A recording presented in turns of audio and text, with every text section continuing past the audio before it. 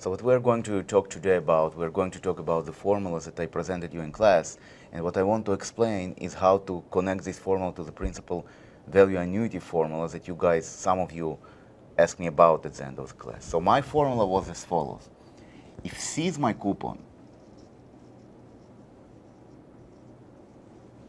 okay, Y is my yield, and N is my maturity. And let's say that the bond pays like once a year, okay? Then the formula was like C divided by 1 plus Y times 1 minus 1 plus Y to the power of N divided by 1 minus 1 plus Y plus 1 divided by 1 plus Y to the power of N.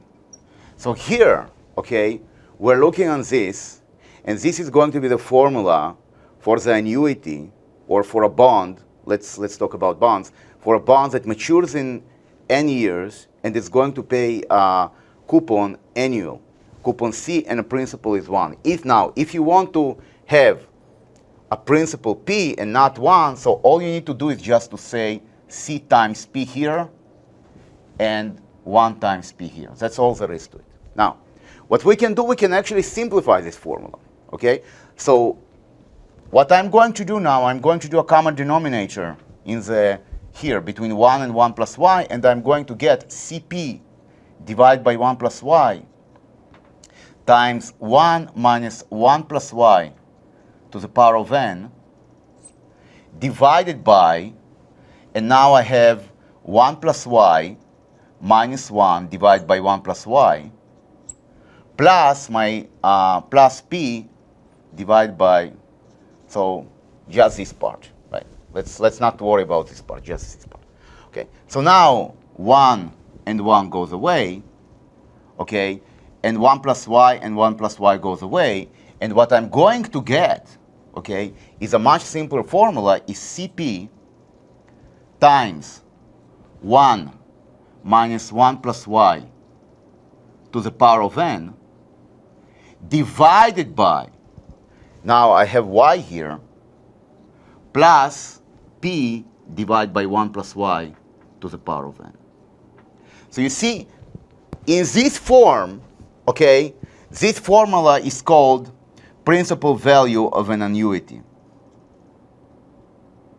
And it is the same thing as to value a bond that has a constant cash flow to maturity, and then it has a principal P. Now, what is very interesting, what happens if C equals to Y?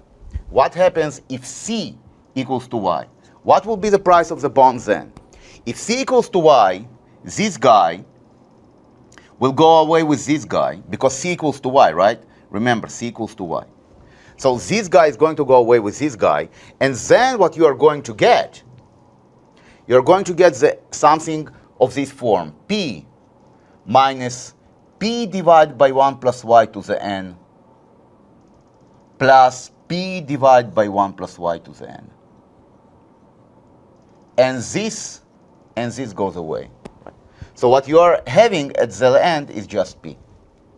Okay? So what does it mean? It means that if your bond has a coupon which is equals to its yield, right, the price will always be the principal. And it doesn't depend on your maturity. It doesn't depend how many times you pay, right, during the year, okay? It always be priced at par. So that's the secret behind what the government does when it issues a bond, right? Let's say 10 year to maturity, okay? Which is actually the coupon equals to the yield. The coupon, this guy, equals to the yield, to the discount rate. It will always be priced at par. So it's actually very convenient to people to remember that. They don't need to think about, oh my God. Now, when the bond starts to go to the secondary market, and this guy is not the coupon anymore, right?